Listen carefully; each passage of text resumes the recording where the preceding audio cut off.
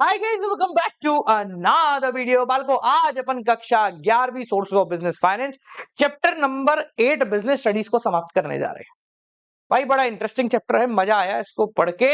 इसके नोट्स वगैरह सब कुछ जुगाड़ कर दिए तुम्हारे लिए, डिस्क्रिप्शन में उसका लिंक डाल दिया, जाके ले लेना।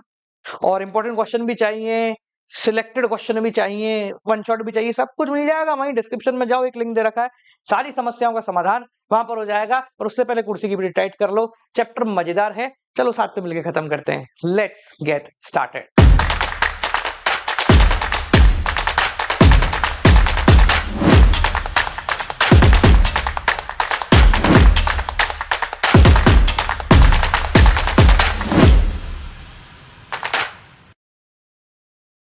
बोरोड फंड यानी कि उधार लेकर। अब उधार जो है कंपनी 6 अलग अलग प्रकार से ले सकती है। Trade credit, public deposit, commercial bank, inter corporate debenture, loan from financial institution. अब एक एक करके 6 तरीके समझते हैं। आप इनमें से 3-4 को तो वैसे ही जानते हो, तो डरने की कोई जरूरत नहीं है। सबसे पहला तरीका है ट्रेड क्रेडिट। 2 शब्दों से बना है, ट्रेड क्रेडिट, व्यापार में उधार। क्या बोला? व्यापार में उधार, बस। तो व्हाट इज ट्रेड क्रेडिट? व्यापार में उधार। भैया मैंने कहीं से सामान मंगाया, रॉ मटेरियल, अब मेरे पास अभी पैसा नहीं है, पर ये जिससे मंगाया वो मेरा रोज का वो है, रोज इसी से मंगाता हूं मैं सामान, तो वो मुझे दे देगा ना भाई, ठीक है 15 दिन बाद दे दियो पैसा, महीने भर बाद दे दियो पैसा, बस। इसको बोलते हैं trade credit. Credit given by one trader, एक ट्रेडर ने उधार दिया है दूसरे ट्रेडर को for purchase of good and services. मैंने एक सामान खरीदा और मेरे पास पैसे नहीं है, तो मैंने क्या बोला, अरे भाई मैं तेरे को दे दूंगा, तू तो रोज का ही आदमी है अपना, ठीक है। तो ये क्या हो गया? उधार में क्रेडिट। याद रखना, कस्टमर से नहीं बोला, ट्रेडर से बोला, ठीक है। जैसे फॉर एग्जांपल मान लो कि मेरी है ना पेन पेन बेचने की दुकान है, पेन है, मैं बेचता हूँ, तो मैं होलसेल वाले से खरीद के लाता हूँ। रोज कैसे ही खरीद के लाते हैं हम 200-500 पेन। अब मेरे पास अभी पैसे नहीं है, कहीं फंस गए हैं, तो मैंने उसको बोल दिया 10 दिन बाद दूंगा तुझे पैसे। और क्योंकि मैं उसका रोज का कस्टमर हूं, भले मैं दुकानदार हूं पर उसके लिए तो कस्टमर हूं, तो वो क्या बोलेगा, ठीक है 10 दिन बाद दे दो, तुझे तो रोज ही आना। तो ये क्या है? ये है उधार दिया गया इन ट्रेड, ठीक है। Appears in the book of account with the name of creditors. आपने अकाउंटेंसी पढ़ी है, इसमें क्रेडिटर बोलते हैं इन प्रकार के लोगों को। क्रेडिटर ही बोलते हैं ना उधार में जिससे सामान खरीद लिया है। द वॉल्यूम एंड पीरियड, अब कितना उधार मिलेगा, कितने समय को मिलेगा और कितना ज्यादा मिलेगा, ये डिपेंड करेगा कि इसमें भाई तेरी गुडविल कितनी है। होता है ना कि भाई एक तो ऐसा बंदा है जो बाजार में जाए, भाई 50 लाख रुपए चाहिए, बोलने से पहले आ जाए, क्योंकि पब्लिक को पता है, दे देगा यार, ये कोई दिक्कत नहीं, अभी समय खराब है, आदमी बहुत अच्छा है और पैसे इसके पास खूब है। कुछ तो होते हैं जिनको मिल जाता है क्योंकि उनका नाम अच्छा है। अगर आपका नाम खराब है, पुराना इतिहास खराब है, तो आप 50 रुपए भी लेने जाओ, 50 लाख तो छोड़ दो, तो भी आपको कोई उधार नहीं देगा। तो यहां पर वॉल्यूम, पीरियड डिपेंड करता है आपकी रेपुटेशन पे, कितना सामान खरीद रहे हो, आपकी फाइनेंशियल पोजीशन कितनी है, इन सारी चीजों पे डिपेंड करता है। जनरली ये उधार है ना बहुत लंबे समय को नहीं लिया जाता, 3 से 6 महीने के बीच की इसकी रेंज होती है। इससे ऊपर के लिए कोई आपको उधार नहीं देता है। व्यापार में तो ऐसा नहीं बोलेगा, वाह ठीक है सामान ले जा, 5 साल बाद पैसे दे दीजिए, ऐसा नहीं होने वाला है, ठीक है। अगर कुछ मेरिट वो बोले इसके फीचर्स, तो आसानी से अवेलेबल है, भाई मैं जिससे एक सामान लेता हूँ उसी से उधार मांग रहा हूँ तो इजीली मिल जाएगा। फ्लेक्सिबल है, वह ठीक है चल जाएगा, अपन आपस में देख लेंगे, ब्याज व्याज की कोई बात आती नहीं है। फ्लोटेशन कॉस्ट नहीं है, मतलब उधार लेने के लिए, फ्लोटेशन कॉस्ट मतलब उधार लेने के लिए जो खर्चा लगता है, भाई जाना, फाइल चार्ज, ये चार्ज वो चार्ज, तो वो वाला तो कोई हिसाब ही नहीं है, फोन करा काम हो गया। समझ में आ गया? तो ये है ट्रेड क्रेडिट, व्यापार में लिया गया उधार। दूसरा जो तरीका होता है वो होता है पब्लिक डिपॉजिट। पब्लिक डिपॉजिट क्या है, इसको ध्यान से समझना। मान लो मेरी कंपनी को पैसे की आवश्यकता है, मुझे पता है कि मेरी कंपनी की गुडविल अच्छी है, मतलब नाम अच्छा है, ठीक है, पब्लिक का भरोसा भी है। मान लो रिलायंस है, अब रिलायंस को पैसे की जरूरत पड़ गई, उसको नहीं चाहिए कि मैं ना किसी प्रकार का कोई लोन लूं, उसको नहीं चाहिए कि मैं ना नए शेयर इशू करूं, तो वो क्या करेगी, वो आएगी और पब्लिक में एक एडवर्टाइजमेंट रिलीज करेगी कि भैया कंपनी को पैसे चाहिए, हम आपको मान लेते हैं 7% तक का इंटरेस्ट दे देंगे। कितना दे देंगे? 7% तक का इंटरेस्ट दे देंगे, अगर आप इच्छुक हैं तो हमको पैसा दे दो। सिंपल। पब्लिक इच्छुक होगी, पब्लिक पैसा दे देगी। यानी कि ये वो तरीका है जिसमें रेप्यूटेड कंपनी पैसा ले सकती है। जनरली पब्लिक से पैसा मांगने का तरीका है। इसमें आप बैंक के इंटरेस्ट से थोड़ा सा ज्यादा इंटरेस्ट देते हो, क्योंकि बैंक में पैसा पड़ा है आपका, तो 3-4% तो सेविंग अकाउंट पे ब्याज मिल जाता है। तो आप 5-7% का पब्लिक को लालच देते हो। अगर पब्लिक को लगता है कि आपकी कंपनी अच्छी है, गुडविल अच्छी है, कहीं भागोगे नहीं, तो पब्लिक आपको पैसा दे देती है। Deposit raised by the company directly from public, ठीक है। रेट जो आप ऑफर करोगे इंटरेस्ट की, वो बैंक की रेट से ज्यादा होनी चाहिए भाई, तभी तो पब्लिक बोलेगी। वरना पब्लिक बोलेगी 4% तो बैंक में मिल रहा है, मैं 7% तेरे को दूं और ऊपर से तू भग गया तो मैं क्या करूंगा। तो ज्यादा दोगे तो ही फायदा है ना। तो ज्यादा से पता चला बोले मैं तो 2% ही दे रहा हूँ भैया, अरे 2% मत दे या दे ही नहीं रहे तेरे को पैसे। तो आप ज्यादा इंटरेस्ट ऑफर करोगे तो अच्छा रहेगा, ठीक है। कंपनी बेसिकली एक एडवर्टाइजमेंट प्लेस करती है, ठीक है, कि कोई भी लोग इसको भर सकते हैं और प्रिस्क्राइब अमाउंट जमा करा सकते हैं। हम अपने डेटाबेस में उसको मेंशन कर देंगे और आपको इंटरेस्ट देते रहेंगे, ठीक है। अब ये जो तरीका है, ये आप सोच के देखो कितना बड़ा तरीका है, अच्छा तरीका है, पर फिर भी कोई कंपनी इसको ज्यादा नहीं करती। क्यों नहीं करती? सबसे बड़ा रीजन, पब्लिक का इसमें भरोसा कम होता है, क्योंकि अनसिक्योर्ड है। आपने पेमेंट कर दी, अब आपने एक पेमेंट कर दिया, आपके पास एक सिंपल सी एंट्री हो गई कि हाँ भाई मैंने इसको इतने पैसे दिए। मान लो कंपनी भाग गई, किसके पास जाओगे अब? तो सरकार के पास, पुलिस के पास जाओ, भिड़ते रहो 500 रुपए, 1000 रुपए, 10,000 रुपए के लिए। कोई आपको नहीं देखेगा, कोई मतलब ही नहीं किसी को देखेगा, क्योंकि बेसिकली आपको बदले में कुछ नहीं मिल रहा है। भाई मैंने अगर 10,000 रुपए कंपनी को दिए तो बदले मुझे कुछ तो मिले, कोई ऐसा सामान, कोई ऐसी एंट्री जिसको मैं बाजार में कहीं और बेच दूं और 10,000 रुपए तो मेरे आ जाए। जैसे आप बैंक से लोन लेते हो तो बैंक आप क्या करता है, प्रॉपर्टी गिरवी रखवा लेता है कि भाई तू चल नहीं भी आया तो मैं प्रॉपर्टी बेच के पैसा ले लूंगा। तो यहां पर ये फैसिलिटी नहीं है, इसलिए अनसिक्योर्ड सोर्स है, इसलिए कंपनी भी इसको ज्यादा प्रेफर नहीं करती, क्योंकि पता है कि पब्लिक नहीं देगी पैसा, ठीक है। नेक्स्ट, ये मीडियम टर्म फाइनेंस के लिए काम करता है, ठीक है। ज्यादा लंबे समय के लिए आप नहीं ले सकते हो, 6 महीने से 3 साल के बीच का ही आप ये कर सकते हो, 3 साल से ऊपर आप नहीं ले सकते हो, ठीक है। इकोनॉमिकल है, थोड़ा सस्ता पड़ता है, पब्लिक से बोलना है आ जाएगा, ठीक है। लिमिटेड फंड है, ये लीगली है कि भैया पब्लिक डिपॉजिट जो होंगे should be less than 25% of capital. आपकी जो कैपिटल होगी उसके 25% से कम पैसा आप पब्लिक से ले सकते हो। ऐसा नहीं 1 लाख की कैपिटल आप पूरे 1 लाख की पब्लिक से ले रहे हो, तो भाई तुम कौन हो, ठीक है। तो आप पब्लिक डिपॉजिट के फॉर्मेट में less than 25% of your capital ही ले सकते हो, उतना ही रेस कर सकते हो। तो लिमिटेड पैसा ये हो गया है, आसान तरीका है, कुछ नहीं, एक एडवर्टाइजमेंट डालना है, आपका काम बहुत बढ़िया तरीके से हो जाएगा, समझ गए। सेकंड तरीका। चलिए थर्ड तरीके की बात करते हैं। तीसरा तरीका है आपका डिबेंचर्स। वो तक क्या अनसिक्योर्ड था, ये सिक्योर्ड है। दोनों में बस एक ही फर्क है, क्या फर्क, 2-3 और है, पर जो मेजर फर्क है वो ये है कि जब पब्लिक डिपॉजिट के थ्रू पैसा लिया जाता है, पब्लिक को रिटर्न में कुछ नहीं दिया जाता, ठीक है। पर यहां जब पब्लिक के थ्रू पैसा लिया जाता है या किसी से भी पैसा लिया जा रहा है, तो उसको बदले में डिबेंचर्स दिए जा रहे हैं, मतलब एक लीगल डॉक्यूमेंट दिया जा रहा है जिसको वो एज अ प्रूफ भी रख सकते हैं और चाहे तो कहीं और किसी को बेच भी सकते हैं। मतलब ये बिल्कुल शेयर्स की तरह ही है, बस फर्क ये है कि शेयर खरीदने वाला शेयर होल्डर बन जाता है, जो कंपनी का मालिक कहलाता है, मतलब मालिक का ना हक है उसके पास छोटा सा, और डिबेंचर खरीदने वाला शेयर होल्डर नहीं, डिबेंचर होल्डर बनता है, और वो एक तरीके से लोन देने वाला व्यक्ति माना जाता है। वो मालिक नहीं होता, वो लोन देने वाला व्यक्ति होता है। तो मैंने अगर किसी कंपनी के डिबेंचर खरीद रखे हैं तो मैंने उस कंपनी को लोन दिया है, बदले में मुझे जैसे शेयर होते हैं वैसे डिबेंचर मिले। जैसे शेयर की रेट ऊपर नीचे होती है वैसे डिबेंचर की रेट ऊपर नीचे होती है। मैं चाहूं तो डिबेंचर को किसी और को बेच भी सकता हूं, जैसे मैं शेयर बेच रहा हूं। तो क्या फर्क हो गया दोनों में कि पब्लिक डिपॉजिट और डिबेंचर में, कि पब्लिक डिपॉजिट में कोई रिवर्सल कुछ नहीं मिल रहा है मुझे सिक्योरिटी, जबकि अगर मैंने किसी कंपनी के डिबेंचर खरीदे हैं तो मुझे एक ऐसा इंस्ट्रूमेंट मिल रहा है जिसको मैं बाजार में बेच सकता हूं। इंस्ट्रूमेंट मतलब एक लीगल एंट्री है जिसको मार्केट में बेच सकता हूं एज शेयर। समझ में आ गया, क्लियर हो गया। तो it refers to the instrument of a company evidencing a debt, यानी कि कंपनी ने माना है कि हाँ हमने आपसे इतना पैसा लिया है, which bears a fix rate of interest, जिसके बदले में हम आपको हर 6 महीने में, हर साल में ब्याज देंगे। जी हाँ, जैसे उसमें है इसमें भी ब्याज दिया जाता है, यहां पर इंटरेस्ट की रेट पहले से स्पेसिफाई कर दी जाती है। And the company promise to repay it at a future date. Most important, यहां पर आपने जो पैसा दिया है वो आपको 100% वापस मिलेगा ऑन मैच्योरिटी। कब? ऑन मैच्योरिटी, यानी पहले ही कंपनी बताएगी कि 3 साल, 5 साल, 6 साल में हम आपको पैसा दे देंगे। समझ में आ गया। Holder of debentures are known as debenture holder. जो लोग ये डिबेंचर खरीदते हैं उनको डिबेंचर होल्डर कहा जाता है। और ये कंपनी के लोन देने वाले लोग होते हैं कि भाई जिन्होंने कंपनी को लोन दिया है। ये सबसे कॉमन तरीका है बोरोड फंड का। सर कॉमन क्यों है, मतलब इतना ज्यादा क्यों चलता है ये?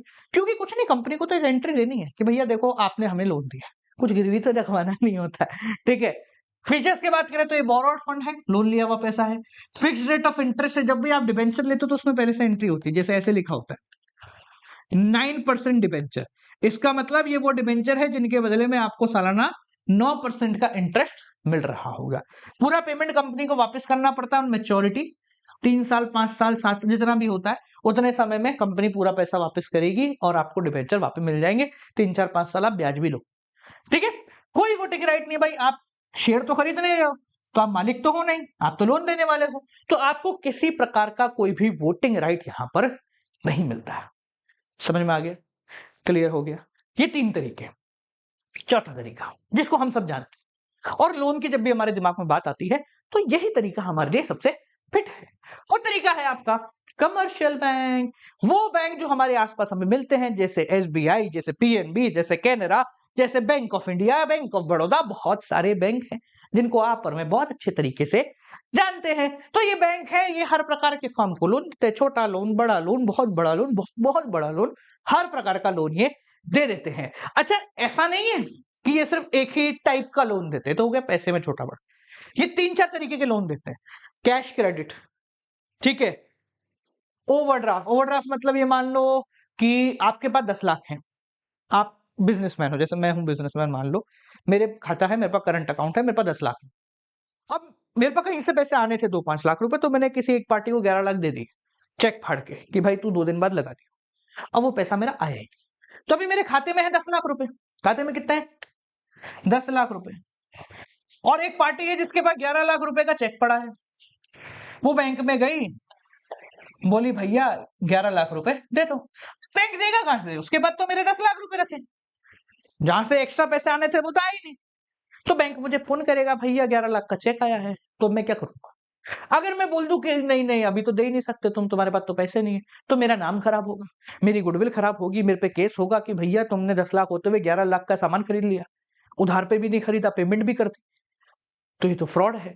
तो यहां पर बैंक आपको फैसिलिटी देता है कि चलो कोई बात नहीं, आपके पास नहीं आया 2 दिन बाद दे देना, 1 लाख रुपए हम अपनी तरफ से आपको दे देते हैं। इसको बोलते हैं ओवरड्राफ्ट फैसिलिटी। इस पे पर डे इंटरेस्ट लगता है, ज्यादा खुश नहीं होने का, पर डे इंटरेस्ट लगता है, हर रोज का ब्याज चढ़ता है।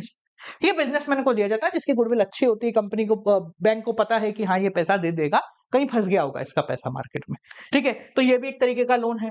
टर्म लोन भी देती है, टर्म लोन मतलब छोटे समय का, बड़े समय का और बड़े समय का लोन दे देती है। लेटर ऑफ क्रेडिट देती है, मैं कहीं और से लोन ले रहा हूं तो कंपनी बैंक लिख के देगा कि भैया ये हमारे बैंक का होल्डर है, इसके पास पैसे रहते हैं, खाते में ठीक ठाक बैलेंस भी है, ट्रांजैक्शन भी अच्छा है, पेमेंट भी टाइम पे करता है, तो आप जो भी बैंक है वो अगर इसको लोन देना चाहती है तो आप दे दो, हमारी तरफ से हरी झंडी है।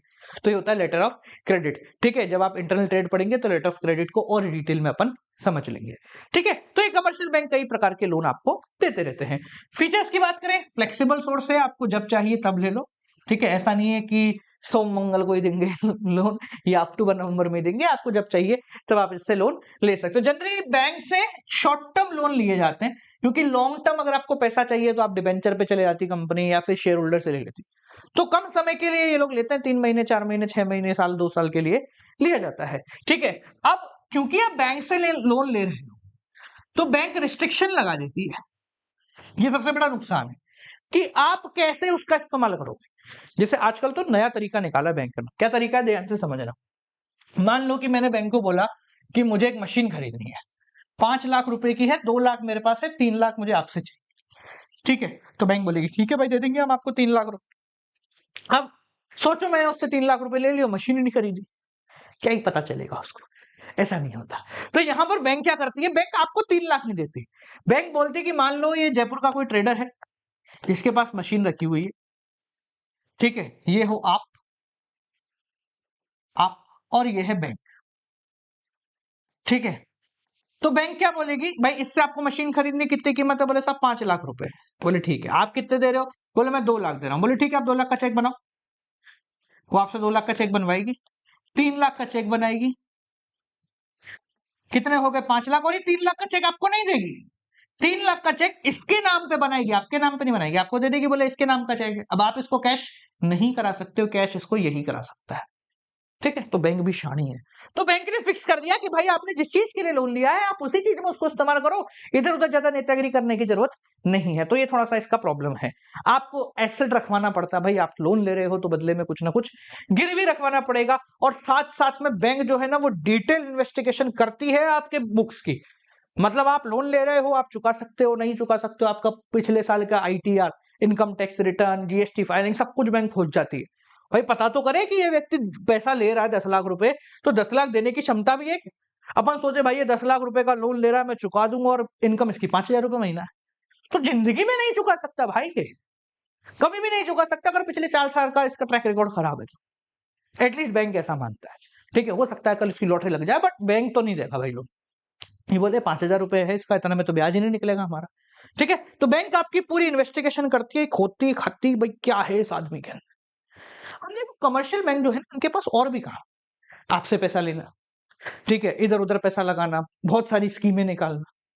तो ये डेडिकेटेडली लोन देने के लिए नहीं बनी है बड़ी बड़ी फर्म को। तो यहां पर जो डेडिकेटेडली लोन देने के लिए बनी है वो कहलाती है आपकी फाइनेंशियल इंस्टीट्यूशन। देखो नाम बता रहा है, फाइनेंशियल मतलब पैसा, इंस्टीट्यूशन।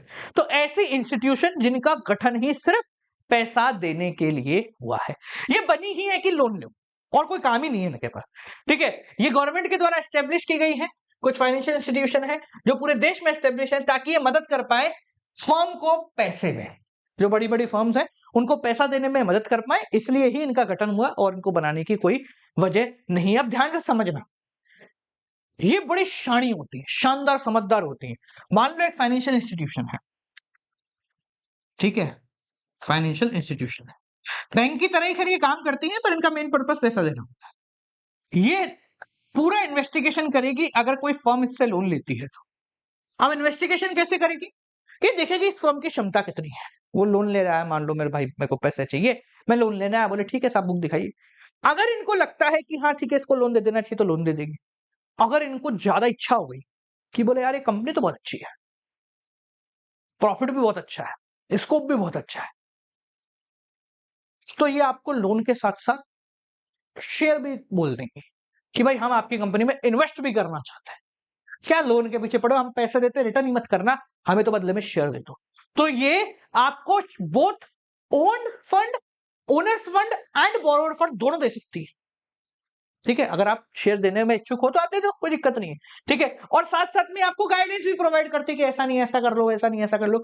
बहुत सारे फाइनेंशियल इंस्टीट्यूशन बड़ी बड़ी कंपनीज में, मतलब बड़ी बड़ी कंपनीज के पास फाइनेंशियल इंस्टीट्यूशन जो है उनका सपोर्ट होता ही है कि भाई ठीक है कोई दिक्कत आती है तो वो संभालते हैं, ऐसे कर लो वैसे कर लो, पैसे को ऐसे घुमा दो, ठीक है, और पैसा ऐसा आ जाएगा, वो तो सारी मदद ये लोग करते भी हैं साथ साथ में। अच्छा, ये लोग है ना अंडर राइटर की तरह भी काम करते हैं। अंडर राइटर क्या है सर, अंडर राइटर समझना बहुत आसान है।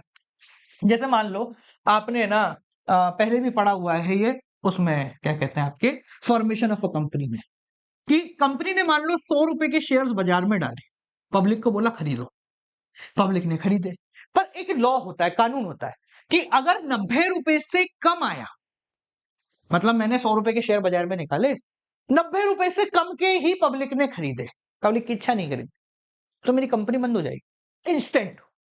आपको लगेगा सर 90 रुपए कौन नहीं खरीदेगा, 1000 करोड़ के निकाले, 900 करोड़ तक लोगों ने पैसा लगा दिया पर उससे ज्यादा नहीं लगाया, तो भी नुकसान है, कंपनी बंद हो जाएगी। तो आपने जितने शेयर बाजार में डाले हैं, अगर उसका 90% से कम पब्लिक ने अप्लाई किया है, तो इसको बोलते हैं मिनिमम सब्सक्रिप्शन की 90% करना ही पड़ेगा। अगर 90 से कम होता है तो कंपनी इंस्टेंट बंद हो जाएगी, नाम खराब, सब खराब। तो कंपनी क्या करती है, कुछ फाइनेंशियल इंस्टीट्यूशन को एज अंडर राइटर रख लेती है। अंडर राइटर का क्या काम होता है, दूर से बैठ के देखो चुपचाप कितनी पब्लिक खरीद रही है। अगर पब्लिक ने 95 98 खरीदा, कोई बात नहीं, जाओ घर जाओ, तुम्हारा कोई काम नहीं। पर अगर पब्लिक ने मान लो 85 खरीदा, तो कंपनी बंद हो जाएगी, बंद होने की कगार हो, यार खरीदे नहीं जा रहे। तो ये तब जागेंगे, इनको बोला जाता है देखते रहो। अगर 90% से ऊपर आ रहा है तो वेल एंड गुड है, 90% से नीचे आया तो आप मेरे शेयर खरीद लो, आप उसके अंडर राइटर बन जाओ। ठीक है, अब हम आपको शेयर दे रहे हैं, ठीक है, तो ये फैसिलिटी भी ये लोग प्रोवाइड कराते हैं बड़ी बड़ी कंपनीज को। ये लॉन्ग टर्म फाइनेंस प्रोवाइड कराते हैं, मैनेजरियल एडवाइस देते हैं जरूरत पड़ने पर, ओनर फंड भी देते हैं, यानी कि ये आपको शेयर में भी पैसा आपका इन्वेस्ट कर देंगे। और अगर आपको बाहर, करंट क्या है, करेंसी होता है, करेंसी, बाहर के देशों में धंधा करना है, बिजनेस करना है, तो ये आपको डॉलर पाउंड में भी लोन दे देंगे। इनको लैंडिंग इंस्टीट्यूशन या डेवलपमेंट बैंक, अभी नाम याद आ रहा है, डेवलपमेंट बैंक, नाम सुने आपने कई सारे, वो भी कहते हैं। समझ में आ गया? तो ये 5 तरीके हो गए। आखिरी तरीका जिसके थ्रू हम पैसा ले सकते हैं वो है inter corporate deposit. Inter corporate deposit का मतलब, मान लो कि भाई मेरे पास एक फर्म है एबीसी लिमिटेड, एबीसी लिमिटेड, कोई एक दूसरी फर्म है XYZ लिमिटेड। हम लोग आपस में बात, मतलब ऐसा नहीं है कि ये मेरा कस्टमर है या मैं इसका कस्टमर, कुछ नहीं है। मुझे पैसे की जरूरत पड़ गई, आई नीड मनी। हम लोग दोस्त हैं या मतलब बिजनेस फ्रेंड्स हैं, ठीक है, ऐसा कोई खासा दोस्ती नहीं है और ना ही कुछ है। अब मुझे पैसे की जरूरत पड़ गई, मैं नहीं चाहता कि शेयर होल्डरों से पैसा लूं, पता लग जाएगा बाजार में कि मेरे को कमी है पैसे की। मैं नहीं चाहता कि उधार लूं कहीं से, बाजार में पता लग गई, बाजार में खबर बाहर फैल गई कि यार पैसे कम है इसके पास, तो वैल्यू खराब हो जाएगी। तो मैं क्या करूंगा, अपने बिजनेस फ्रेंड को फोन लगाऊंगा, यार देख मेरे को है ना 3 महीने को पैसे चाहिए 50 करोड़ रुपए, ठीक है, पैसा फंस गया है मेरा। तो ये बिजनेसमैन बोलेगा ठीक है ले ले, इसके पास अगर एक्स्ट्रा पैसे पड़े तो ये इसको वो पैसे दे देगा। ध्यान रखना, इन दोनों के बीच में कोई डायरेक्ट डीलिंग नहीं है। ऐसा नहीं है कि ये इससे सामान खरीद रहा है या इससे सामान खरीद रहा है, सामान के बदले पैसा नहीं है, सामान के बदले होता तो ट्रेड क्रेडिट कहलाता है, ठीक है। बस इसको पैसे की जरूरत थी, इसने उठा के पैसे इसको दे दिए, ये कहलाता है इंटर कॉर्पोरेट। यानी कि ये भी कॉर्पोरेट है, ये भी कॉर्पोरेट है, इन दोनों के बीच में लोन लेने का तरीका। अब फ्री में कोई नहीं देगा, 50 करोड़ रुपए फ्री में थोड़ा ना दूंगा, ठीक है, मैं बदले में इंटरेस्ट चार्ज करूंगा। बेसिकली 3 प्रकार के तरीकों से पैसा दिया जाता है। या तो आप जनरल है, ऐसा तो मेरी इच्छा है तो 5 दिन को भी ले लूं, 1 दिन को भी ले लूं। जनरली मान लो अगर 3 महीने के लिए आपने लिया है तो आपको 12% का ब्याज देना पड़ेगा। 6 महीने के लिए आपने लोन लिया है तो 15% का ब्याज देना पड़ेगा। कॉल डिपॉजिट होता है कि यार मेरे को पैसा दे दे, जब मेरी इच्छा करेगी या मतलब अरेंज होते ही मैं पैसा तुझे वापस लौटा दूंगा। तो इसमें फिक्स नहीं है कि भाई 3 महीना 6 महीना, हो सकता है 3 दिन बाद ही दे दूं, 10 दिन बाद ही दे दूं। तो इस कंडीशन में 10% का आपको इंटरेस्ट देना पड़ता है। ये ध्यान रखना, अंदर अंदर बात हो रही है, पब्लिक को नहीं पता है, कोई लीगल डॉक्यूमेंट ऐसा नहीं है जो पब्लिकली आया है कि भाई इसने इसको लोन दिया है। ये आपस में 2 बिजनेसमैनों ने एक दूसरे को पैसे देके खत्म कर दिया, बैठ के अपन में साइन वाइन हो गए और इंटरनली सारा काम हो रहा है।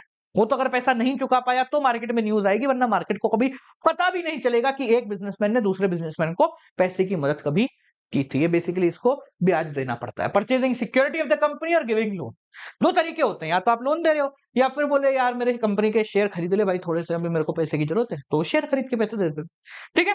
ये सीक्रेट है, ये क्या है, सीक्रेसी मेंटेन रहती है, पब्लिक को कभी पता नहीं होता। अनसिक्योर्ड है, ये बिल्कुल है कि भाई आपको इस पे भरोसा है तो ही देना। आपने इसको दे दिया, ये बोला कि वाह भड़ में जा, लड़ ले, केस लड़ ले, मैं तो नहीं दे रहा तेरे को वापस, तो दिक्कत हो सकती है। थोड़ा सा अनसिक्योर्ड है तो हाई रेप्यूटेड कंपनी ही ये काम करती है। इंटरेस्ट रिटर्न आपको देख रहा है काफी ज्यादा हाई है, 12%, 10%, 15% काफी है। बैंक में थोड़ा सस्ता पड़ जाता है, पर वही बात है, फिर नाम खराब होगा, ठीक है।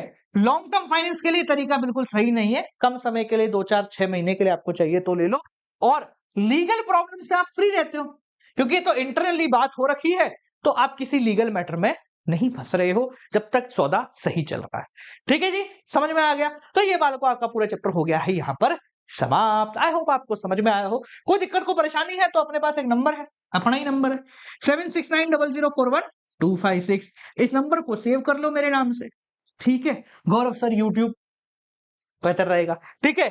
और आप हाई लिख दो, मैं आपको नोट्स वगैरह दे दूंगा और मैं भी आपका नंबर सेव कर लूंगा, ताकि भविष्य में आपको 12वीं में, CUET में, CA में, CS में जब भी कोई प्रॉब्लम होगी, क्या 11वीं में ही हम अभी जिंदा है, अवेलेबल रहेंगे, ठीक है। चलिए, कोई दिक्कत और एक्स्ट्रा हो तो कमेंट में लिख देना, हो जाएगी सॉल्व। मिलते हैं आपसे अगली वीडियो के साथ, तब तक के लिए नमस्कार।